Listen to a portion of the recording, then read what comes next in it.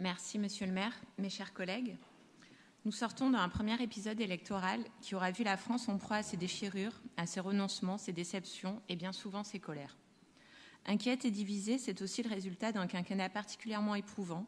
Gilets jaunes, crise sanitaire inédite, guerre en Ukraine, rapport du GIEC alarmant et pour finir, un rassemblement national historiquement haut.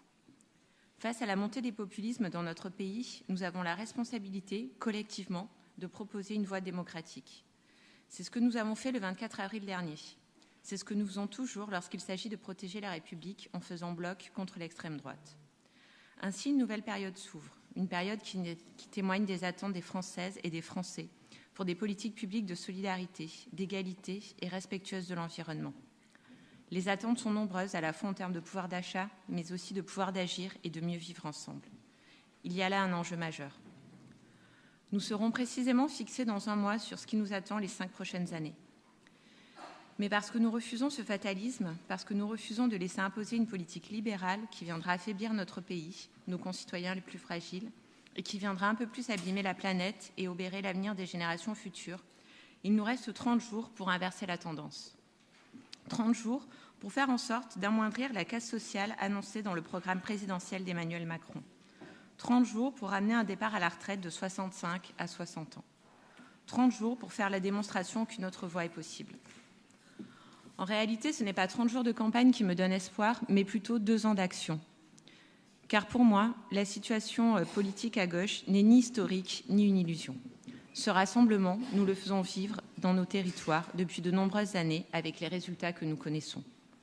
Depuis déjà 2 ans, nous partageons au sein de notre majorité le constat de l'échec du libéralisme et nous en appelons à des ruptures profondes, à un changement de modèle, n'en déplaise à certains. Pour nous, socialistes, au sein de cette majorité, les choix sont clairs. Universalisme républicain, justice sociale, égalité réelle et justice écologique. Ces dernières semaines ont été marquées par des événements successifs dont la gravité force la sobriété. S'inquiéter de la situation que vivent les habitantes et les habitants de la Duchère, de Gerland, de la Guillotière est une nécessité pour un acteur public. Pour autant, le sujet est loin d'être nouveau dans ces quartiers à Lyon. Et là encore, l'héritage est un peu lourd à porter. Car la stratégie de la ville, en matière de sécurité et de prévention de la délinquance, se veut pragmatique. Lutter contre le désœuvrement, agir pour la prévention, renforcer les équipes de terrain, créer des cellules anti-rodéo, sont autant d'actions déjà à l'œuvre. Tout est question d'idéologie. Il y a un peu plus de 40 ans, juste avant un certain 10 mai 1981, un maire de cette ville, alors Premier ministre, faisait voter une loi « Sécurité et liberté » que la droite justifiait par son célèbre « La première liberté, c'est la sécurité ». Nous disions au contraire, et nous le disons toujours, la première sécurité, c'est la liberté. Je crois que cela est plus que jamais d'actualité. Si l'insécurité est aujourd'hui une source supplémentaire d'injustice sociale, lutter contre, c'est bien faire en sorte de rendre les droits sociaux plus accessibles, plus équitables et plus émancipateurs.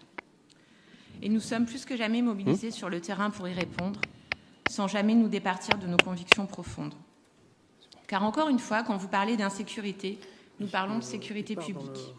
Quand vous parlez des peurs, nous vous répondons culture, école, solidarité.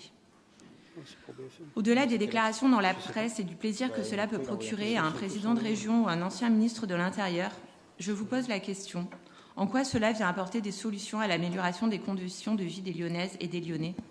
Car il n'y a dans ces propos aucun début de réponse aux souffrances de nos quartiers populaires. Enfin, Monsieur le maire, vous l'avez rappelé en propos introductif, le calme, le respect des uns et des autres que requiert cette Assemblée pour le bon déroulement des débats, pour le respect de chacun, le respect de chacune de nos identités. Alors j'en terminerai, je ne voudrais pas être trop longue, par les propos tenus par le groupe Pour Lyon dans le 8e arrondissement. Et donc, Monsieur Cucherat, en tant que président, je vous retourne la question, qui est du côté des rois qui tuent ? Comme il ne me reste plus de temps, je vais formuler des questions mais donner les réponses. Qui a supprimé l'ISF ? Qui a supprimé 10 000 postes dans l'éducation nationale ? Qui a instauré la flat tax ? Qui a baissé le montant des APL ? Qui a été condamné pour non-respect des accords de Paris ? Qui a renoncé à bannir le glyphosate alors qu'il l'avait promis ? Qui a réduit les droits à l'assurance chômage ?